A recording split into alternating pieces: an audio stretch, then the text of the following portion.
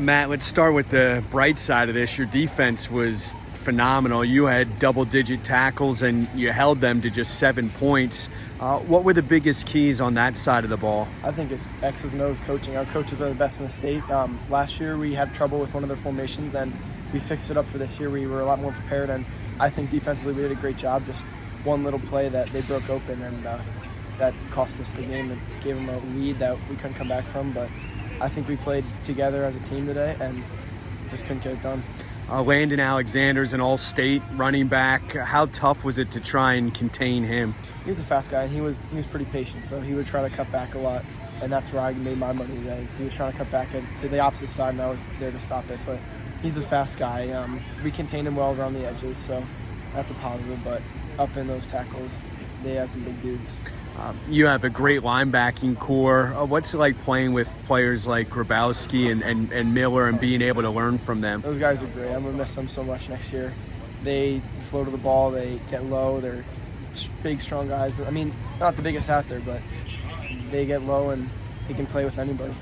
Do you guys take a lot of pride in that? And you have a lot of players who are maybe 170, 180 pounds, and yet year after year you're winning district championships and getting far in states too, even though you may not have those 225 or 250 pound kids. Yeah, that comes down to the technique and the effort. When you give your effort and when coaches teach you the right technique, I don't care how big you are, you can go out there and make a difference in the game. Jack Miller probably weighs 175 pounds, and he's out there all over the place all year making plays just because smarts. He knows what he's doing he knows where they're going to go with the ball, and he can make a play.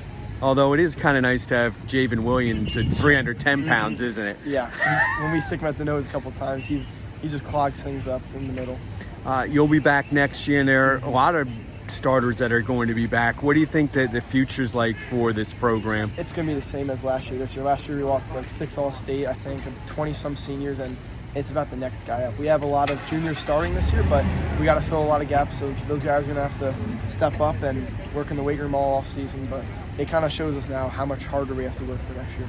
How much have you seen a Wildcat type of offense like they ran today with Alexander? Well, luckily we just saw last weekend with Newman Goretti. Their quarterback went down. He didn't play the entire first half, and they went a little Wildcat look, so we got to see a little bit of that last weekend.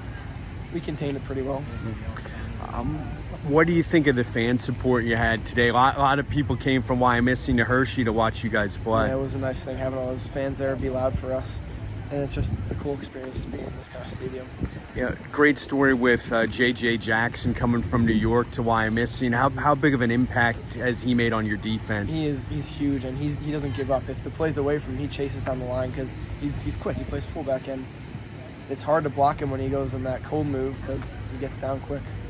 Well, I appreciate your time. Tough one today, but still a great season. Thank you. Thank you.